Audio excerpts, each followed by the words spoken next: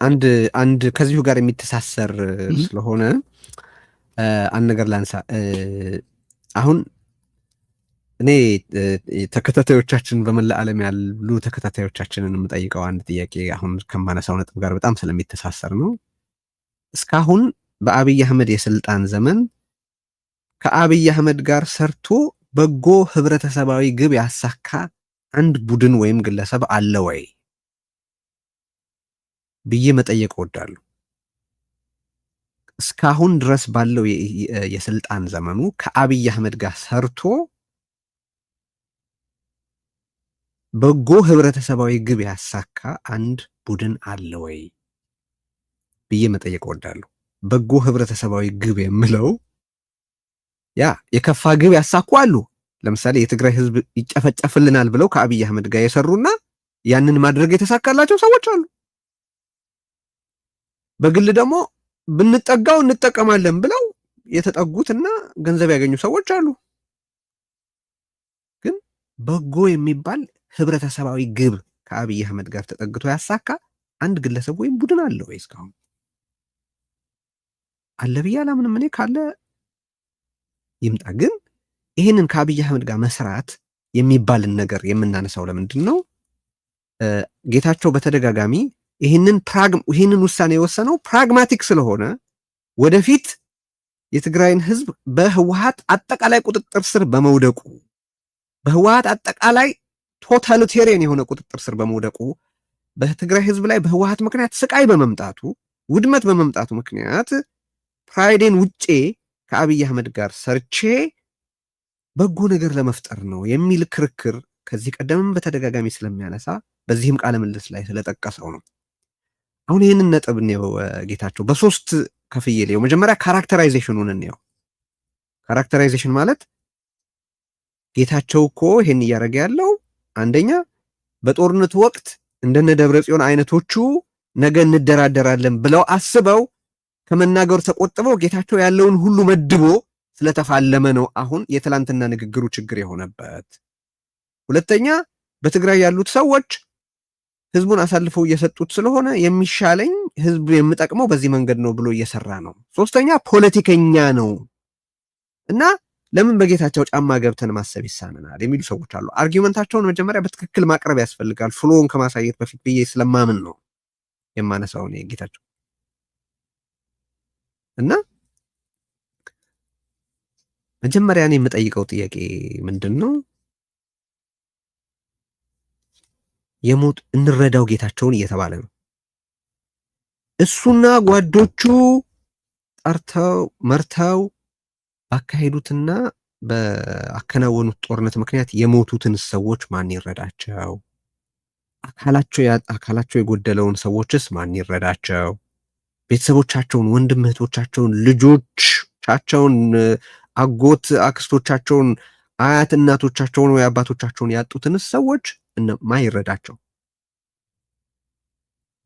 በዚህ ምክንያት ተስፋቸው የተደፋባቸውን፣ ነጋቸው የጨለመባቸውን፣ አገራቸውን ጥለው እየተሰደዱ ያሉትን፣ ለከፋ መከራ የተዳረጉትን ንጹሐን ማን ይረዳቸው?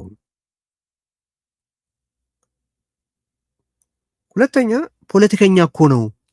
ፖለቲከኝነቱ ለተጠያቂነት እንጂ ለፖለቲካ አመንዝራነት በምክንያትነት ቀርቦ አይ ይሄ እኮ ለፖለቲካ የተፈቀደ ነው፣ ለፖለቲከኛ የተፈቀደ ነው ብለን እንድንል አይደለም። ፖለቲካን የምንረዳበት መንገድ ነው እሱ የሚወስነው። ግን እኔ ይሄ ጌታቸውን እንረዳው ፖለቲከኛ እኮ ነው፣ ትግራይ ያሉትን ሰዎች ለማገዝ ብሎ እኮ ነው ከአብይ አህመድ ጋር እየሰራ ያለው የሚለው መጀመሪያ ቀደም እንዳነሳሁት ለአብይ እንጂ ከአብይ አህመድ ጋር እየሰራ አይደለም። እሱ እንደተጠበቀ ሆኖ ግን በምክንያታዊነት ስም የሚቀርብ ጭካኔ ነው። በአገናዛቢ ነኝ ስም የሚቀርብ በንጹሐን ቁስል ላይ የሚደረግ ዝላይ አድርጌ ነው የምረዳው። ዋይ? ምክንያቱም ከአብይ አህመድ ጋር በመስራት ቀደም ሲል ጌታቸው ያነሳቸው የተጠያቂነት፣ የዲሞክራሲ፣ የሰላም፣ የወደፊት ተስፋ፣ የልማትና የኖርማላይዜሽን ግቦች በጭራሽ ሊሳኩ ስለማይችሉ ነው። ቶታሊቴሪያን ስለሆነ ነው ህወሓት በአብይ አህመድ ስር ሆኜ ለመስራት የወሰንኩት ይላል ጌታቸው። ልክ ነው። ህወሓት ቶታሊቴሪያን ነው። አብይስ ግን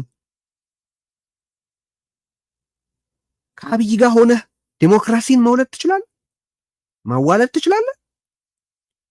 ተጠያቂነትን አንስቷል። ራሱ ጌታቸው እዛ ላይ እንዳነሳው ቺፍ ኦርኬስትሬተሩ ወይም መሪው የጦርነቱ መሪ አብይ አህመድ ነበር ብሏል። ሚኒንግ ተጠያቂነት ከመጣ አብይ አህመድ በዋነኝነት እኔ ልጠየቅ የምችልበት ሁኔታ ይፈጠራል ብሎ ያስባል ማለት ነው። ከአብይ ጋር ሆነ ተጠያቂነት ማስፈን ትችላለህ። በጣም የሚያሳዝነው እዛ ኢንተርቪው ላይ የተመለከትነው የመከላከያ ሚኒስትር የተወሰኑ ሰዎችን ለመቅጣት ሞክሯል ብሎ ይጠቅሳል ጌታቸው። ማይ ጋድ ይህንን እንደ ሙከራስ እንዴት ይጠቅሰዋል ጌታቸው? ሪሊ አብይ አህመድ በትግራይ ስለተፈጸመው ወንጀል ሰዎችን የመቅጣት ፍላጎት አለው? መሰረታዊም ፖሊሲ ነው። አብይ አህመድ እስካሁን ድረስ ባለው የ3 ዓመት ከምናምን ጊዜ በትግራይ ላይ ያለውን ፖሊሲ ቀይሯል ወይ? ሚኒንግ ያኔ ገድሎ በጥይትም በረሃብም በመድፈርም በምንም የትግራይን ህብረተሰብ እንደ ህብረተሰብ ኤግዚስት ማድረግ እንዲያቆም ሰርቷል። ከዛ በኋላስ ያለምንም ወጪ ትግራይን የማሟሟት ፖሊሲውን ቀጥሎበታል። እያንዳንዱን የአብይ አህመድን ፖሊሲ ለመቀየር የተካሄደ እጥፋት አለ ወይ ማለት እስካሁን ድረስ አብይ አህመድ ትግራይን የማሟሟት ፕሮጀክቱን ወይም ግቡን ቀይሯል ወይ? ጸዳለም እንደጠየቀችው ጌታቸው በአብይ ካምፕ ስር ጠቅልሎ ከገባ በኋላ ትግራይን በተመለከተ አብይ አህመድ በሪዮተሪክም ሆነ በተግባር ያካሄደው ለውጥ አለ ወይ? ከጌታቸው በፊት እንፈጃችኋለን ይል ነበር።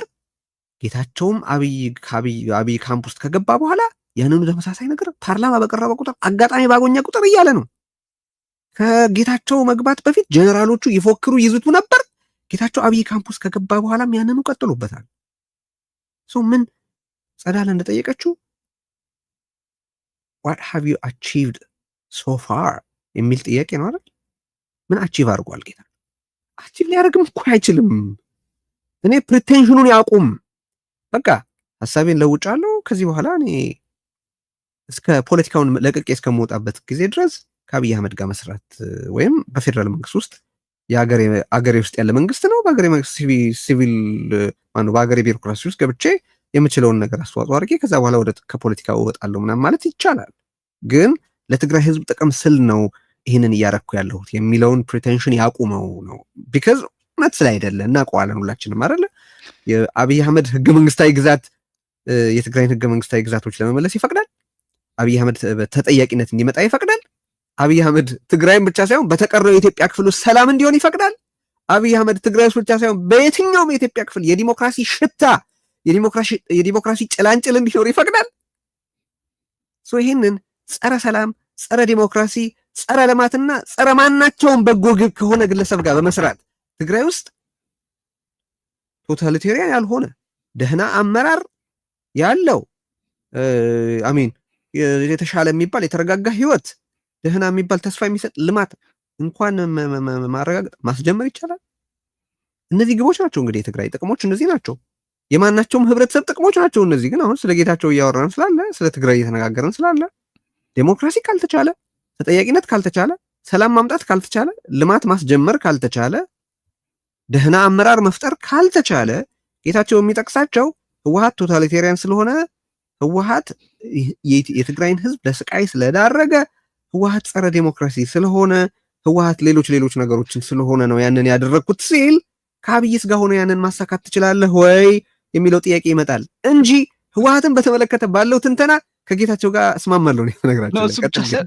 ቴዲ ባይ ዘ ወይ እሱ ብቻ ሳይሆን አሁን ካሁን በፊት አንስተነዋል። ባይ ዘ ወይ እሱ ኢንተሪም አድሚኒስትሬሽን ፕሬዚደንት እያለ የህወሓት አደናቃፊ ሚና ምን መሆኑ በምን መልኩ መስተካከል እንዳለበት ስናነሳ ነበር። ራይት የጌታቸው ረዳ ካልኩሌሽኑ በጣም ትልቁ ችግር የሚፈጥረው እነዛ ነገሮችን መፍታት የሚችለው ከአብይ አህመድ ጋር ሆኜ በመስራት ነው፣ ማስቆም የሚችለው ከአብይ አህመድ ጋር ሆኜ በመስራት ነው የሚል ነው። ዳትስ ናት። ትግራይ ውስጥ ያሉ የተለያዩ የፖለቲካ ፓርቲዎች ነበር አሉ አይደለ? ተቃዋሚ የፖለቲካ ፓርቲዎች እሱ እንደሚለው ስልጣን ላይ በነበረበት ጊዜም ከዛ በፊትም የህወሓት ትግራይ ላይ ያለው ሁኔታ እንዲቀየር የሚፈልጉ የተለያዩ የህብረተሰብ ክፍሎች አሉ።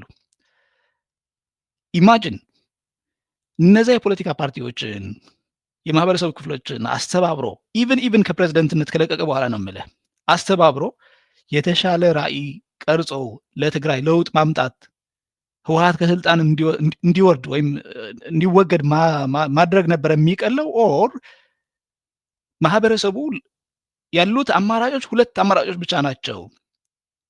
አይደር ከህወሓት ጋር አብሮ መስራት መቀጠል፣ ካልሆነ ደግሞ ህወሓትን ከስልጣን ለማስወገድ ከአብይ አህመድ ጋር መስራት። ለእኔ የማይገባኝ የጌታቸው ረዳ ኢንጉድ ፌዝ ለመረዳት የሞከርኩት ሁላ ነው የምልህ።